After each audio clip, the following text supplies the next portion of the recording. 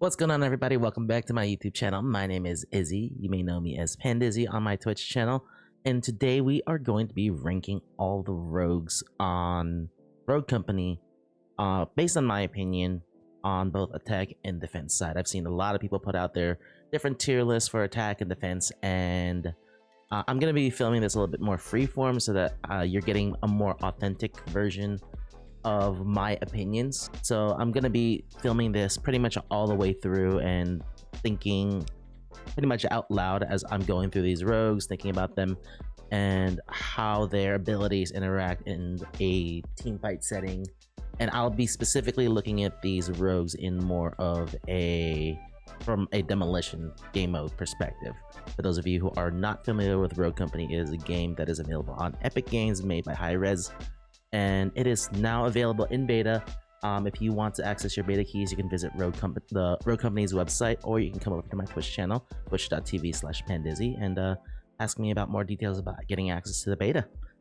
So starting off with Anvil, he's not meant for attack for the most part. There are a handful of maps where Anvil can be a viable option, but from an attack perspective, Anvil is not the best option because his abilities just don't create openings. He doesn't frag out as much on longer range. He's not a great push character either. He has very defensive based abilities. I mean, he's a defender after all, so I'm going to put him at D tier, but that doesn't mean that you can't use any of these characters on attack if I rank them in D tier. Likewise, when I go into defense, you can't, just because I rank them in D tier doesn't mean you can't use them. There are maps, for example, can't remember the name of the map. No, it's not Rebels. Icarus on attack. That is on B side. There are a few choke points where if the attack is able to cut off the defense properly, they are able to utilize Anvil's abilities really well. On A side as well, there's actually a really good place to cut off a choke point and help the attack hold once they're able to push in. Obviously, that requires a very specific comp to be able to pull off. But yeah, I'm gonna keep Anvil at D rank for now, specifically because he just doesn't interact very well on attack. Chalk, I've been seeing a lot of Chalk lately in Demolition, and I'm still going to stand by this opinion. Chalk is not a great mid-game fighter. He's not great on most engagements. What he is good at is 1v1 situations, flanking situations, and if he's able to at least get the trade, he can set up situations with his ability to make the enemy team either push into him to try and take him out, or let him get the res and potentially take the trade if they don't already have a saint, or if the other person they took out wasn't a chalk.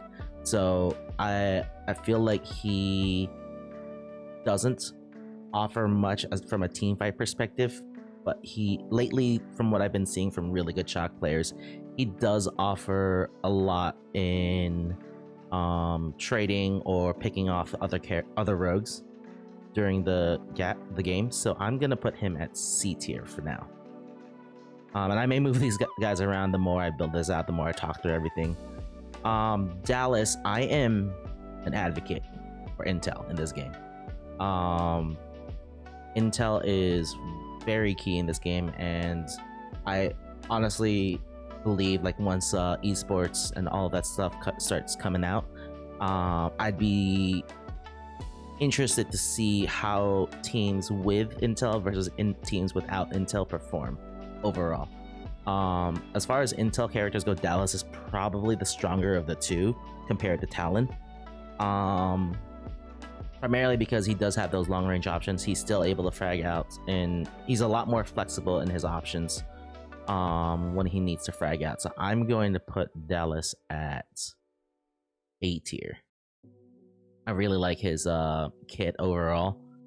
Great long range weapons. He formidable mid range, and as long as you're really good at your crosshair placements, like not me, Dallas is a really good option to run in pretty much any team, I think. Dima, I'm throwing him in S tier. I don't really care what anyone else says. Dima is amazing on attack, amazing for engaging, getting those open frags, securing a kill, denying reses. Dima is 100% a character you want on attacks to guarantee that you turn a 4v4 into a 3v4. And I think he's going to perform really well once ranked and competitive comes out.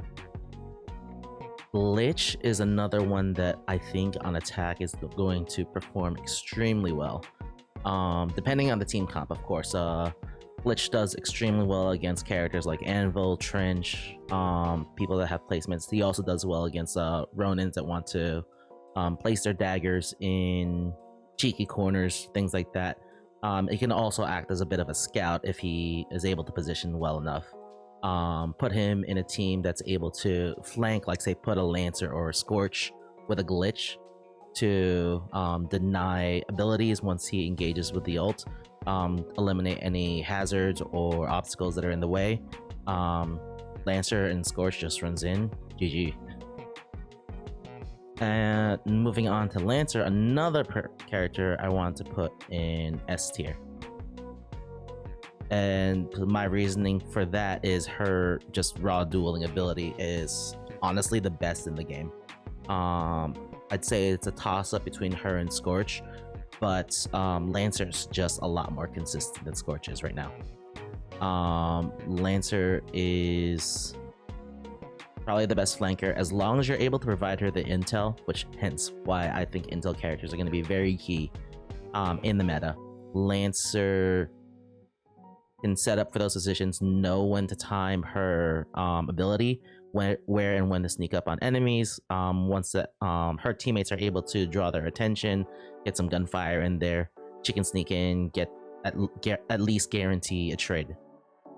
At minimum, like there's no reason a good Lancer can't at least guarantee the trade if she flanks properly, and she can only do that with proper intel. Phantom. Now I know I'm gonna get a little bit of flack for this one, because a lot of people are putting Phantom at the very high end, but I'm going to put Phantom at A tier for two reasons. One, in my opinion, she is very map dependent. Phantom performs well, really well on maps like Icarus, Windward, High Castle, and Factory is a really good option.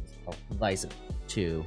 And maps like Canals, Favelas, Skyfell, where there's a lot of little rooms, a lot of walls to inhibit her vision, she has to be on her game. She has to be like 100% on every shot she takes, cannot miss, at least land a body shot, swap to the pistol, all that good stuff. But so a very top tier character, a top tier player, Phantom, like if we're talking like top tier characters, like top tier players with perfect mechanical skills, I would definitely put Phantom in S tier. But since we're in the early phases of the game, a lot of people are still figuring things out, and I'm talking about the general masses, I'm going to put Phantom in A tier just because depending on the player's skill level, she's going to be very map dependent on how well she performs. Ronin. So here's my deal with Ronin. Her ability is probably the most flexible ability I've seen. It's amazing on attack, it's amazing on defense. It's in a really chaotic situation, it's very good to use. People, especially if there's gunfire going around, people are rushing, no one's gonna hear that cheeky dagger that's in the corner that's beeping. So on a great team comp, I'd say Ronin would be a great option. I just feel like on attack, Lancer just does overall a better job than she does. And she also offers a lot. Well, not a lot. She offers a pretty good amount of value on those good flanks, on those off angles, getting into corners, especially with her passive. But I wouldn't put her in A tier. Or I wouldn't put her in S tier. I would go so far as to put her. I'm gonna put her in B tier for now. Just because I see Ronan as like the jack of all trades character. Like she's very good. I'd be tempted to put her in A tier. Actually, yeah, I'm gonna do that. I'm gonna put her in A tier because she's still a really strong character overall. She does have that flexibility. Once a pistol round is over, to decide, okay, is this a mid to long range Ronin game with the AR or a short to mid range flank game with the SMG? So she does have that flexibility. I'm willing to put her in A tier in this situation. Saint on attack.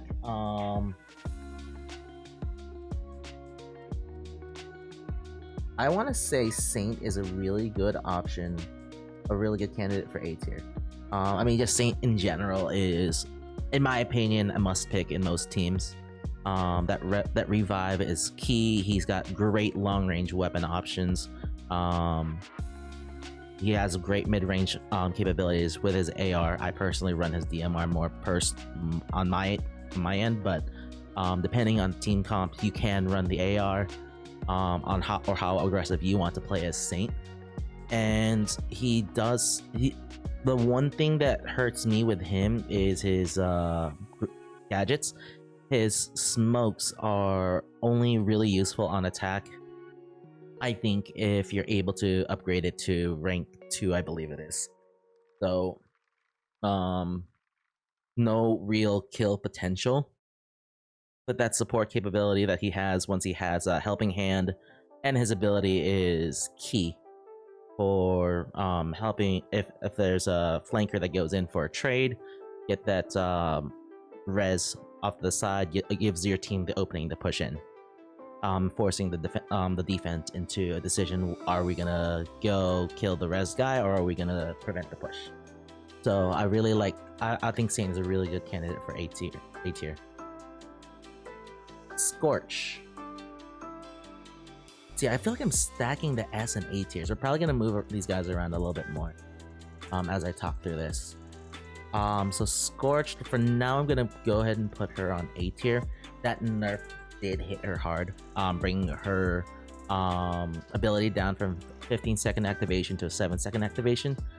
That being said, it is still an incredibly powerful ability. Like, she still has the potential to 1v2, 1v3, even 1v4 without her allies helping her at all. So I feel like Scorch is in a really good place right now. But I do feel there are characters out there that can do her job better, specifically Lancer. Other than that, she does have really good clearing abilities with her incendiary grenade. She does have really good pressure options once she does ignite. When you hear that thing, people are going to turn around and they are going to run and put distance between them and the Scorch. So she's a really good push option as well to mentally push your opponents back into a further position, helping and the rest of your team get into the position they want to be. And Talon, I know I wanted him in B tier from the beginning. Talon on attack, again, I'm a big advocate for intel. I just feel like Dallas overall does the job better since you are able to see the opponents through the walls. That being said, though, Talon is able to detect more people. He is able to recall and reposition his ability. So depending on the situation, or depending on how flexible the team needs to be, I'd say Dallas and Talon are interchangeable in a team comp. The only reason I'll put Talon below Dallas is he is not as flexible as Dallas is when it comes to his weapon options. you have to go. You have same situation with Ronin. You have the option to go short range with his SMG or long range with a DMR. The issue is they're either all short range, short to mid range, short range, or all long range. Now, obviously, both weapons can fight at the mid range, but it won't be nearly as effective as, say, Dallas. So that's the only reason I'm keeping him down here. His access to C4 is amazing, and his access to flashbangs is also great for helping the team breach. So it's not that Talon's a bad option by any means. Not that any of these characters are a bad pick, but 100% Talon is a good baseline for me to base the rest of this tier list off of. Trench is another one that I'm going to put down in D tier. Unfortunately, Trench does have, in my opinion, the weakest ability for attack because it is easily counterable with a grenade, a Merv, melee attacks, while the other team is providing cover fire. And I just feel like Trench's ability doesn't provide any value on attack unless it's a coordinated push. And even in that case, there are rogues with gadgets that fulfill the same thing. Disorienting grenade being one of them, flashbang being another. Essentially just trying to inhibit movement on a specific area. So I just feel like Trench isn't going to provide as much value as people would like to see on attack, but I think Trench on certain maps and in a coordinated push, his ability can definitely be a good opener for an engage. Where Trench launches the barbed wire into an enemy team that isn't expecting it, and at that time flankers come in while they're stuck in the barbed wire. Rest of the team pushes in, so there is potential for Trench on attack. I just think there are other rogues that can do the job better. Speaking of which, Vi is one of those. I'm going to be putting Vi at C tier on attack, because she does have a bit more viability on attack. She is a bit more bulky, and unlike Trench and Anvil, her obstacles can't be hacked, can't be destroyed. It does have a time limit, but it does its job by denying space. And if the enemy doesn't want to even try and push through Vi's obstacles, it's just going to make her bulkier, give her the edge in the 1v1 fights. And her ability is also really good for clearing out corners, making sure that enemies aren't in there. She's going to know if people are trying to hide in there or people are going through her obstacle, unlike Trench and Anvil. So I think Vi does have a good place in attack. It's going to be a little bit more situational depending on how you look at it. Now, looking at this tier list, I feel like I'm going to move Ronin down to B tier. And I'm going to swap Lich and Phantom.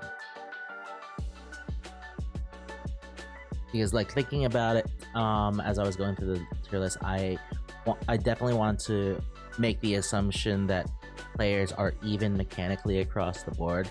So I'm going to assume that a mechanically skilled Phantom is on equal footing with whoever mechanically she's dueling against. And theoretically, that Phantom should win, beating out based on raw damage output alone. So I will make that swap and put Phantom in S tier. Phantom, Lancer, Dima. Yeah, I'm very happy with this tier list. For me. Immune. Well, dang.